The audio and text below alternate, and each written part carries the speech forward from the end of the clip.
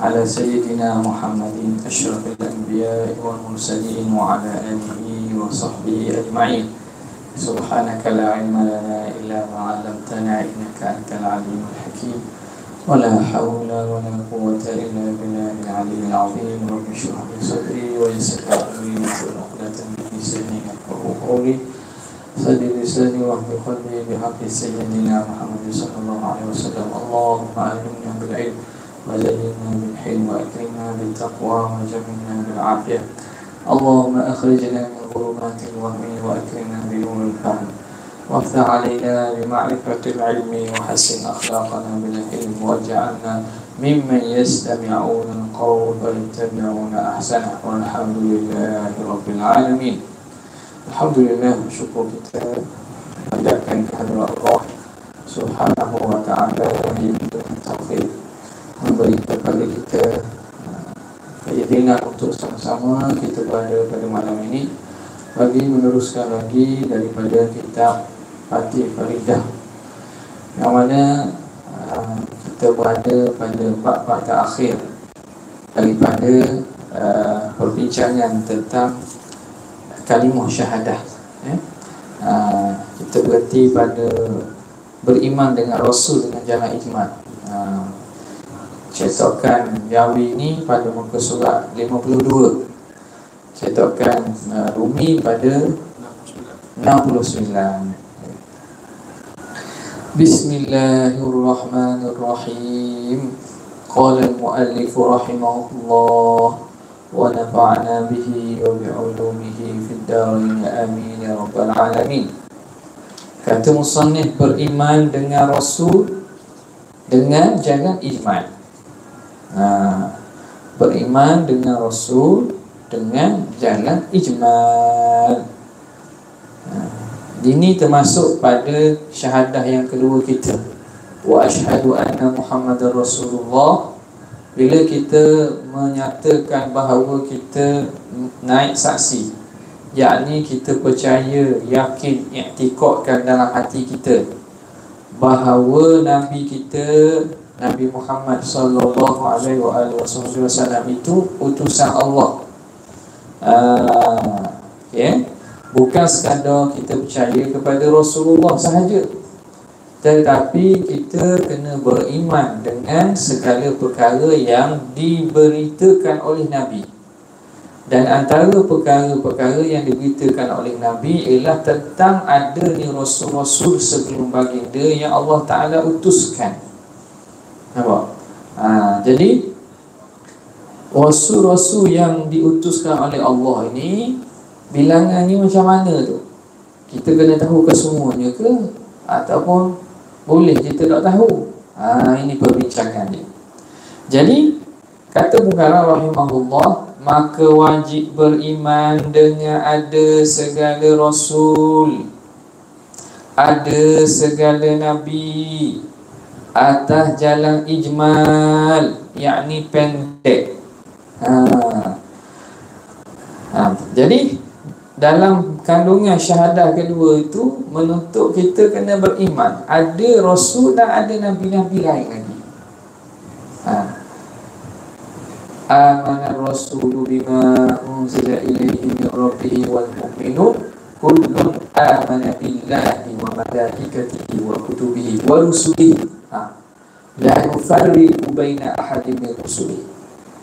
Kita disuruh untuk beriman dengan Allah Ta'ala, malaikat-malaikat, kitab-kitab dan rasul-rasul. Tak apa kita bezakan satu dengan yang lain. Maknanya semua rasul kena beriman sebagai rasul kata. Semua nabi kena percaya sebagai nabi kata. Dan semua ini atas jalan ijmal. Ijmal maknanya jalan ditulis dengan pendek. Pendek ni maknanya atas jalan umum lah, secara umum, secara rikah. Ijma' ni makna secara umum, secara ringkas. Maknanya segala Nabi tu kena percaya pada, segala Rasul tu wajib kita percaya. Iaitu kita i'tiqad ada bagi Allah beberapa banyak Rasul dan Anbiya alaihimus salatu wassalam. Jadi kita kena i'tiqad dan yakin Allah Ta'ala ni utus Nabi dan Rasul-Rasul lain. Berapa? Allah tahu kita. Banyaklah maknanya. Bilangan itu yang Allah Ta'ala sahaja tahu. Allah Ta'ala sahaja tahu. Dalam Al-Quran Allah Ta'ala sebut bahawa Rasul-Rasul ni ramai. Minhum man qasasna alaika wa minhum man lam naqsushum alaik. Ada di kalangan Nabi dan Rasul ni kami ceritakan kepada kamu. Ada di kalangan mereka kami tak ceritakan. Maknanya ada lagi Nabi dan Rasul yang mana Tuhan tak beritahu dia tu Nabi, dia tu Rasul, tapi kita kena beriman tu. Secara mana? Maknanya Allah ada mengutuskan Nabi dan Rasul yang mana kita tak tahu dah siapa dia. Bila ni? Ini setelah kewafatan Nabi tak ada lah. Maknanya mereka ni ada dalam tempoh sebelum kebangkitan Nabi SAW. Sebelum Nabi diangkat menjadi Nabi dan Rasul. Maknanya hak ada tu dalam tempoh tu, sejak daripada Adam sampai Nabi Muhammad. Setelah daripada Nabi Muhammad tak ada dah. Jangan pula kita salah faham. Dia kata Allah Ta'ala beritahu kan bahawa Allah mempunyai Nabi dan Rasul yang dia tak cerita. Jadi dia pun ngaku, aku ni salah seorang. Tuhan dah cerita. Dia ngaku, Tuhan sendiri kau kan. Dia memutuskan Nabi dan Rasul, ada yang dia ceritakan, ada yang tak ceritakan. Jadi salah seorang ni aku ni, dia kata Tuhan tak cerita. Tuhan tak cerita tu dia. Dia tak boleh. Sebab itu dia faham kefahaman Al-Quran ni jangan faham sebahagian saja. Kena faham Quran secara menyeluruh, baru tidak sesat. Kalau faham sebahagian, kita faham secara tidak menyeluruh, tidak holistik bahasa sebut ni, maka akan jadilah kefahaman tu sesat. Boleh dengan kulit Nabi sebab dia teman dia kata tak mesti Tuhan kapal. Tuhan dia kapal oleh Nabi ni yang tidak diberitahu dalam Quran. Yang mana Nabi itu takkan berlaku setelah Rasulullah. Dia dalam fatrah Nabi sebelum bangkit Rasulullah tu. Waktu Allah Ta'ala dalam tempoh tu ada bagi Allah Nabi dan Rasul. Qaul yang sahih, tidak dihingga akan mereka itu dengan bilangan yang tertentu. Jadi khilaf berapa orang, berapa Nabi dan Rasul sekalian sekali. Pandangan yang paling kuat, yang sahih, yang paling kuatnya ialah tidak tertentu. Kita nak kata bilangannya 1000 ke berapa ribu, puluh ribu ke 100,000, kita tak tahu bilangan Nabi dan Rasul. Itu pandangan yang paling kuat. Seperti dihingga dan dikata. Jadi maknanya hak ni hak kuat. Jadi tidak dihingga akan mereka itu dengan bilangan yang tertentu. Jadi pandangan hak paling kuatnya tak ada tahu bilangan sebenar ni berapa. Tapi ada pandangan yang kata bilangan Nabi dan Rasul ni ada bilangan tertentu dah. Seperti dihingga dan dikatakan Anbiya itu 124,000. 124,000. Ada datang dalam riwayat mengatakan Nabi ini 124,000. Seketi 2 laksa 4,000. Dalam kitab lama dia tulis seketi 2 laksa 4,000. Ini bahasa lama, tengok kamu dewan ada seketi. Lepas tu laksa tu 10,000. Bukan laksa kau merah, laksa kau putih. Waktu laksa makan tu, wak jamu kalau menang. Waktu boleh wak jamu kalau menang. Wak jamu kalau makan. Ni laksa ni penjodoh bilangan dalam bahasa Melayu kita lah.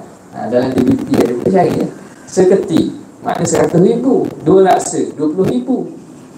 Dan 4,000 maknanya 124,000. Ada riwayat yang sebut bilangan secara spesifik. Dan yang jadi Rasul 313 orang.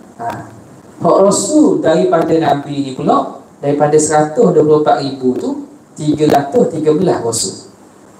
seramai bilangan ahli Badar dan seramai bilangan tentera Jalut. Lebih kurang lah. Dia khilaf 313, 315.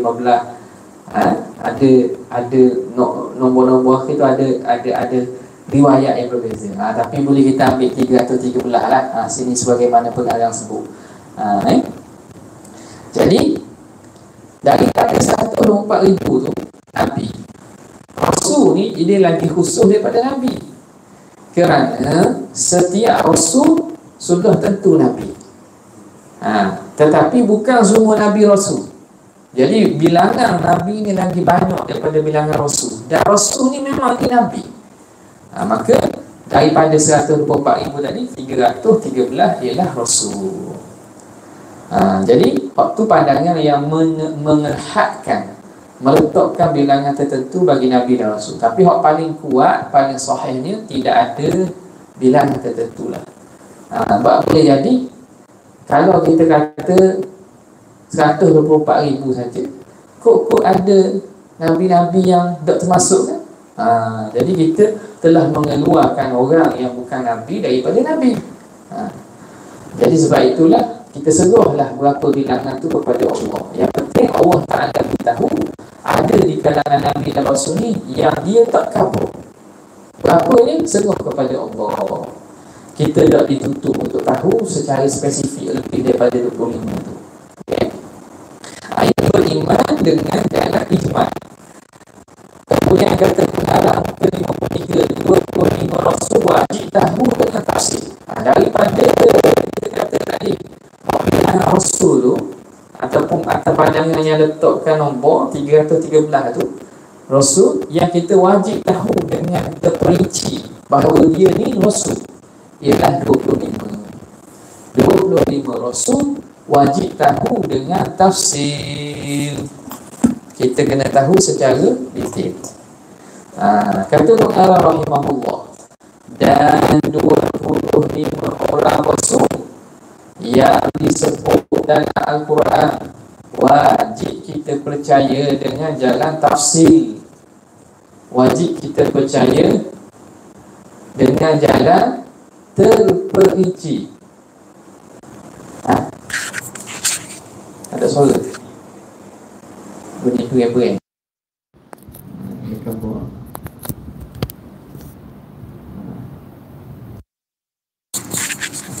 Tak ni lagi bunyi. Baru je. Okay. Jadi wajib kita kena tahu dengan secara perinci. Kalau ada bunyi tak jelas tu tolong maklum secara online. Rekod ni kita tak ada orang jaga ni. Dia kata ni 25 Rasul wajib tahu dengan tafsir. Kata mu'allim, 2 dan 25 orang Rasul yang disebut dalam Al-Quran wajib kita percayai dengan jalan tafsir, dengan jalan terperinci. Tadi ijmal bahasa Arab maksudnya secara umum, secara borong. Tafsir maksudnya secara detail, secara terperinci. Apa makna terperinci? Tu dia sebut. Kena tahu macam mana, kena tahu lahir mana, duduk mana. Maksudnya bermakna kalau ditanya orang akan satu daripada 25 tadi, nescaya tahu kita.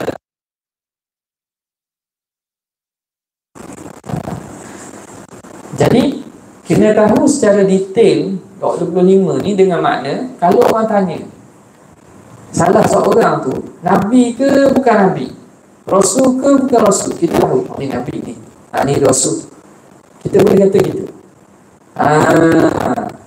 25. Kalau bilang ni tengok boleh lepas dah.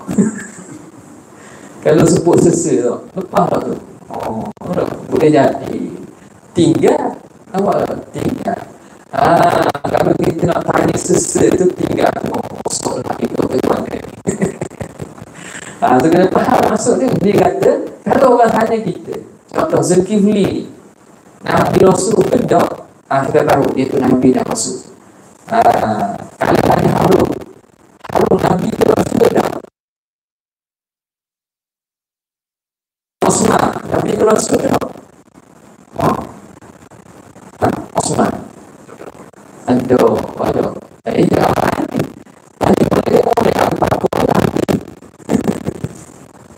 boleh jadi salah gitu. Umar tu Nabi so gitu. Itu tukar tu. Itu maknanya orang ni tidak mengambil berat tentang akidah. Jadi benda ini bukan kita kena tahu secara detail sampai mana kena tahu lahir mana benda.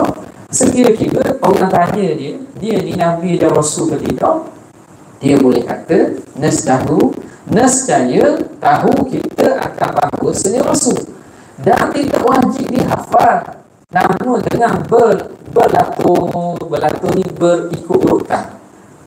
Berlatur maksud tani ni asal tanya berlatur ni makna ikut terutan. Kena ikut hafal ikut terutan pun wajib ke tidak? Tidak.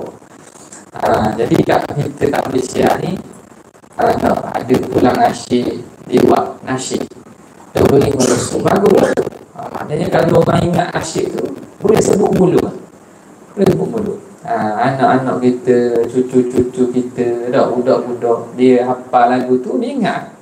Bagus tu maknanya kurang-kurang ni melepaskan tutup tang mengetahui 25 orang Rasul. Bukan sekadar nyanyi bergembira, nyanyi untuk hiburan tau. Dia dapat memenuhi keperluan fardu ain dalam akidah ni. Sama lah juga dengan nasyid sifat 20 contohnya. Nasyid sifat 20. Jadi hiburan yang dalam bentuk Islamik sebegini ni kesan dia ada dalam masyarakat. Kesan dia ada. Makna boleh kita katakan, andai kata kalau kita pergi jalan-jalan, kita pergi jalan, tanya orang di jalanan, kita buat apa, survey jalanan, tak tanya ni Rasul ke Nabi. Kalau dalam kondisi masyarakat Malaysia yang ada beragama lah kita kata ni, boleh jawab insyaAllah. Tapi kalau dia kat negara Arab sendiri, ada survey mereka buat, tanya perkara asal Islam tak tahu. Tanya perkara asal Islam, tapi pada di jalanan lah, bukan makna mereka tidak ada orang alim, ada ulama. Mereka lagi hebat, ada ulama, ada orang alim, orang hebat-hebat, tapi kondisi masyarakat itu tidak dalam suasana kehidupan beragama saja. Nampak tak? Jadi lagu memang lagu betul-betul. Lagu yang tidak Islami itu lebih banyak. Jadi kalau tanya kat di jalanan tu tak tahu kan? Tak tahu nama Nabi, sifat wajib bagi Nabi, sifat wajib bagi Allah.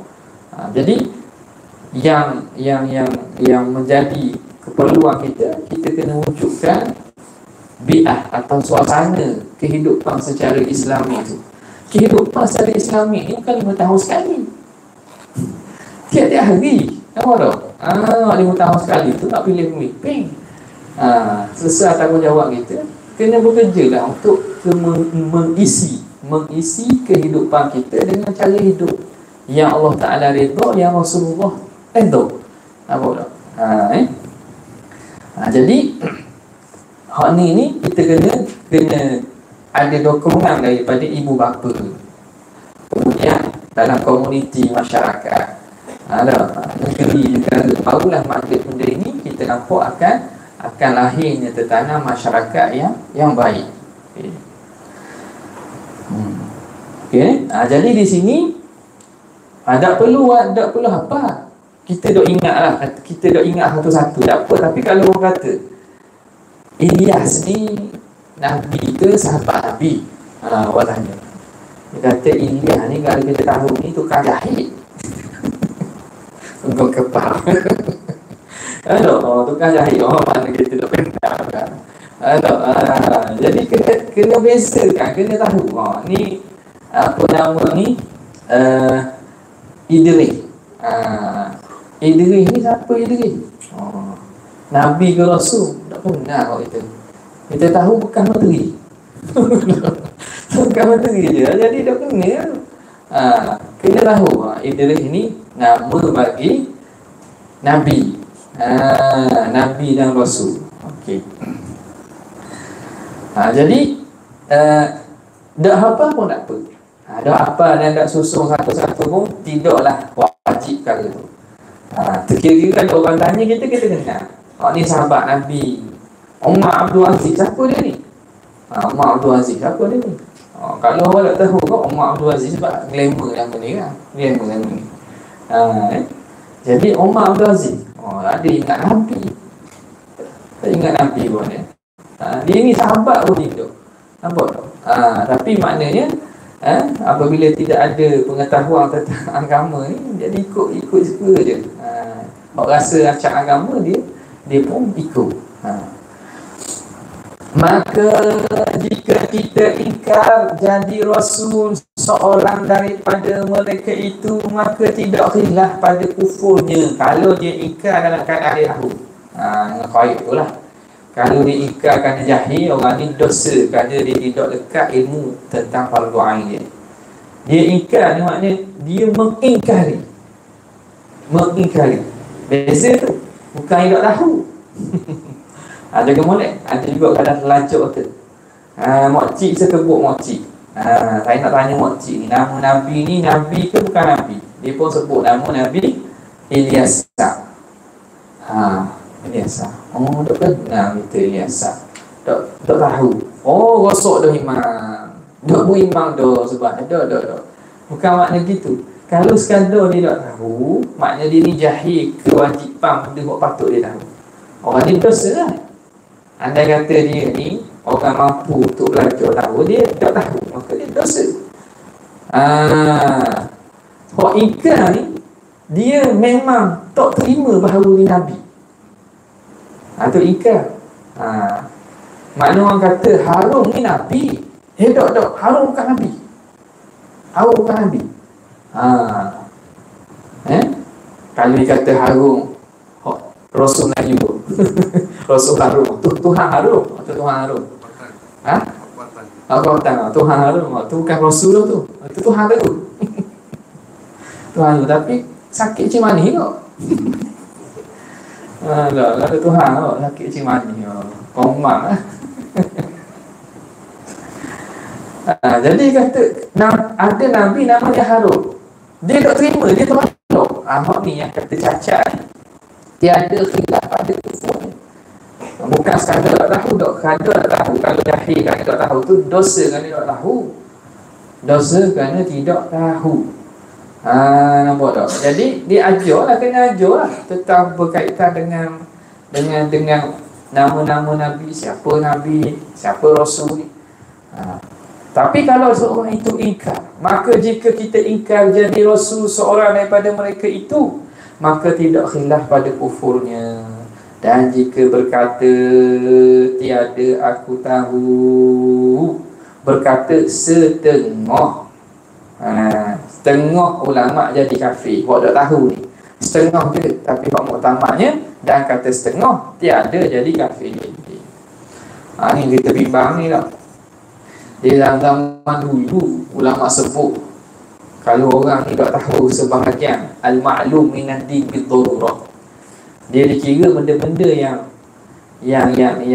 umum sebegini, orang tu kalau dia Islam dia kena tahu.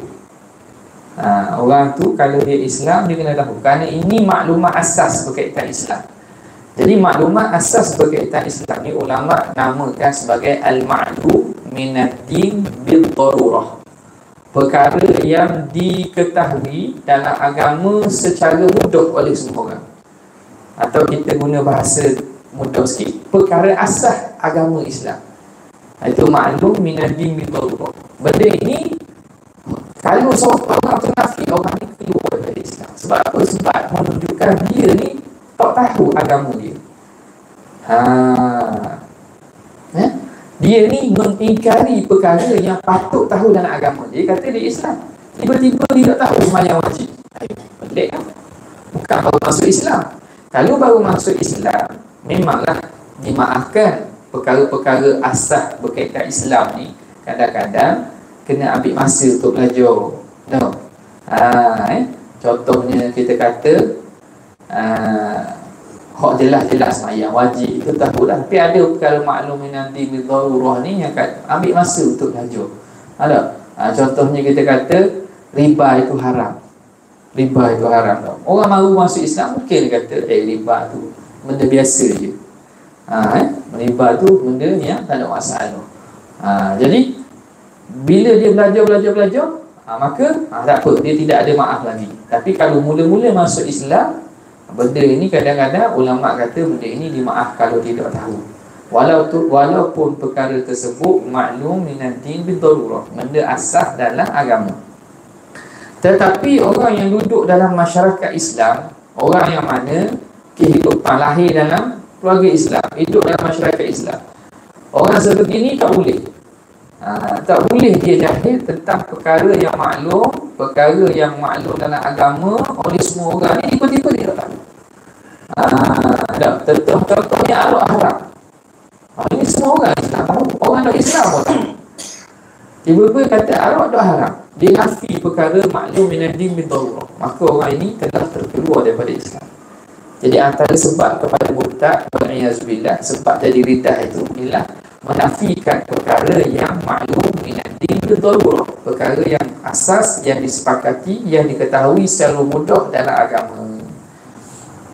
Dan kata setengah tiada jadi kafir. Ni masalah ni lah. Masalah kalau dok tahu ni, dok tahu saja. Jadi kata setengah tidak kafir, dan inilah pandangan yang lebih kuat. Baik. Jadi kalau macam saya sebut tadi lah, setengah ni benda yang orang dulu biasanya tahu. Sekarang ni kerana sebab kejahilan ni banyak sangat, ada benda-benda yang maklum minan din bidarurah tu jadi darjahnya tak maklum minan din bidarurah. Kemudian kata musannif rahimahullah, nama-nama 25. Jadi 25 orang Nabi dan Rasul ni siapakah mereka? Jadi pengarang akan sebut satu-satulah. Adam, Idris, Nuh, Hud, Saleh, Ibrahim, Lut, Ishaq, Ismail, Yaqub, Yusuf, Ayyub, Shu'aib, Harun, Musa, Ilyasa, Zulkifli, Dawud, Sulaiman, Ilyas, Yunus, Zakaria, Yahya, Isa, Sayyiduna Muhammad sallallahu alaihi wa alaihim ajma'in. Jadi di sini 25 orang Rasul tu gitulah. Ini kenapa 25 ni? Apa dok 10? Apa dok 30? Kerana 25 ni disebut dalam Quran. Nama-nama mereka ni ada dalam Quran. Tuhan sebut satu-satu ada. Kita cari memang jumpa. Sayyiduna Khadir. Sayyiduna Khadir. Itu sebutan yang paling masyhur lah. Al-Khadir. Khadiru. Khadir. Kita orang Melayu Nabi Khidir. Khaydi, ada orang nama anak dia Khaydi. Khaydi. Fu'ail, Khudayr, Khaydi, Khudayr. Khudayr, bagi Melayu kita Khaydi. Nama sebutan ni ada beberapa wajah. Yang paling kuatnya Khadir lah. Khidrun ada, paling asas, paling kuat adalah Khadirun. Sayyiduna Khadir dan lain-lain setengah daripada Anbiya. Sekarang ni ada beberapa orang yang nama mereka ni kadang-kadang tak disebut, ada yang nama disebut. Contoh Uzair sebut dalam Quran. Dzulqarnain sebut dalam Quran. Khadir ada. Fawajada abda Kami dapati seorang hamba min ibadina atainahu rahmatan min indina wa 'allamnahu min ladunna ilma. Disebut kami mereka Musa dan juga Yusha bin Nun bertemu dengan hamba Nabi Khadir. Nama tak sebut, nama dia tu tak sebut dalam Quran, tapi watak dia itu Tuhan sebut sebagai hamba. Tapi dalam tafsir menyebutkan hamba itu adalah Khadir lah. Jadi status mereka ni, siapa mereka ni? Nabi ke, Rasul ke, orang soleh? Kata Musannif rahimahullah, dan setengah daripada Anbiya Sayyiduna Khadir alaihi salam. Antara Nabi-Nabi ialah Khadir. Jadi Nabi Khadir ni lah Nabi. Itu pandangan paling kuat lah. Ada yang mengatakan dia Rajul Salih, Wali min Awliya, ada yang kata gitu. Tapi pandangan kuat dia ni Nabi juga. Dan bukan situ tersalah. Sebab apa? Sebab apa pandangan kata Nabi itu lebih kuat daripada menyatakan dia wali? Kerana dia dapat wahyu. Wa'allamnahu min ladunna ilma. Kami ajar dia daripada sisi kami ilmu. Ilmu daripada sisi Tuhan. Hak ni Tuhan sebut min ladunna. Hak ni panggil ilmu laduni. Ilmu laduni, ilmu hak boleh tanpa belajar. Ilmu hak Tuhan beritahu. Asal laduni tu ambil dalam surah Kahfi tu lah. Dalam cerita Nabi Khadir dengan Nabi Musa tu kan. Tuhan beritahu pada Musa, pergi jumpa seorang hamba di pertemuan dua laut, yang mana dia ni lebih alim daripada kamu tentang perkara-perkara yang perkara-perkara yang kita kata selain daripada syariah ni, perkara hakikat ni. Kamu alim pada perkara syariah, dia ni Allah Ta'ala beri perkara-perkara makrifah hakikat yang tak ada pada kamu. Maknanya dalam bab ini dia Khadir ni lagi tahu daripada kamu pada bab ni. Maka dalam di situ Tuhan sebut kami beri kepadanya min ladunna, dari pihak kami. Ladun ni maksudnya pihak, dari sisi. Jadi ilmu yang Tuhan beri kepada Khadir, ilmu dari pihak Tuhan, dari sisi Tuhan. Maknanya bukan ilmu belajar, bukan ilmu yang dipelajari secara biasa. Ilmu yang tak boleh dengan cara belajar ni, maka lekatlah nama tu panggil ilmu laduni. Ilmu yang dibahasakan daripada pihak Tuhan, bukan dengan cara belajar laduni. Jadi ilmu laduni banyak lah orang dakwa ilmu laduni ni nampak? Ilmu laduni ni ramai orang dakwa ada ilmu laduni. Dia boleh laduni, dia panggil. Dia boleh laduni. Tapi bahaya. Sebab apa? Sebab tidak ada yang dapat memastikan laduni itu ladunillah atau laduni syaitan. Laduni daripada pihak Tuhan atau laduni daripada pihak syaitan. Waktu masalah bila dakwa ada laduni. Sebab benda ni tidak ada kita panggil ada dhabit ataupun penentuan khusus, kecuali ilmu yang dapat tahu bahawa ni daripada laduni hak betul ataupun laduni hak syaitan. Jadi hak sesak-sesak ni yang kata saya boleh ilmu laduni, saya boleh ni, mereka ni bukan laduni hak daripada Tuhan, laduni hak daripada syaitan. Kata ni saya tak belajar, saya boleh tu laduni. Laduni. Dia tak tahu hak beri laduni tu Allah Ta'ala ke syaitan. Maka benda ini menyebabkan akhirnya mereka jadi semakin jauh, semakin rasa hebat, semakin rasa sedap. Sebab benda yang dia tahu, orang tak tahu. Padahal benda tu tak betul. Betul. Hak ni Allah Ta'ala cerita bahawa dia sendiri beri. Dan siapa yang mengesahkan? Nabi Musa mengesahkan apa yang Khadir dia beritahu. Jadi sekarang ni Nabi tak ada untuk mengesahkan dia ni ilmu laduni betul. Siapa dia? Ilmu yang ada pada para ulama yang benar, yang rabbani, ulama yang betul-betul menjalani jalan yang betul, orang ni boleh tahu ladun ni dia salah, dia bukan ladun ni yang betul. Nampak? Maka Nabi Khadir alaihi salam salah seorang daripada Nabi. Bila Tuhan kata kami beri kepada ni ilmu dari pihak kami, maknanya ada wahyu daripada Tuhan. Maka orang yang menerima langsung daripada Allah ni kita panggil Nabi ya. Dah wali tak boleh terima langsung ke? Boleh, tapi kerana telah tidak ada ditutup kenabian dan kerasulan setelah Rasulullah, maka orang yang mendapat ilmu laduni setelah daripada Nabi Muhammad tak jadi Nabi dan tak jadi Rasul. Laduni terputus ke? Tak terputus. Ilmu yang laduni setelah daripada Rasulullah tak terputus, masih ada, tetapi tidak mereka sampai tahap Nabi. Tak sampai tahap Nabi. Dan takkan sampai tahap Nabi.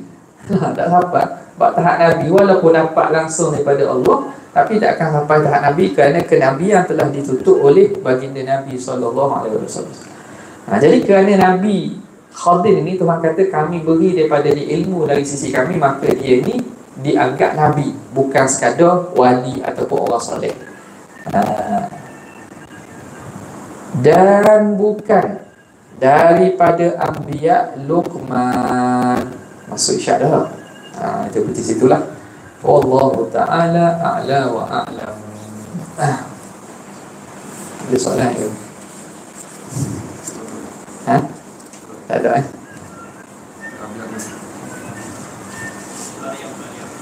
Maryam alaihassalam. Betul?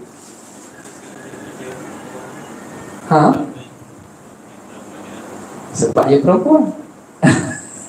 Syarat Nabi lelaki, walaupun dapat teruk, perempuan yang diilhamkan ataupun diberi sebagai ilmu laduni oleh Allah, dia adalah keistimewaan dia, tapi dia takkan jadi Nabi. Allah Ta'ala a'lam. Assalamualaikum.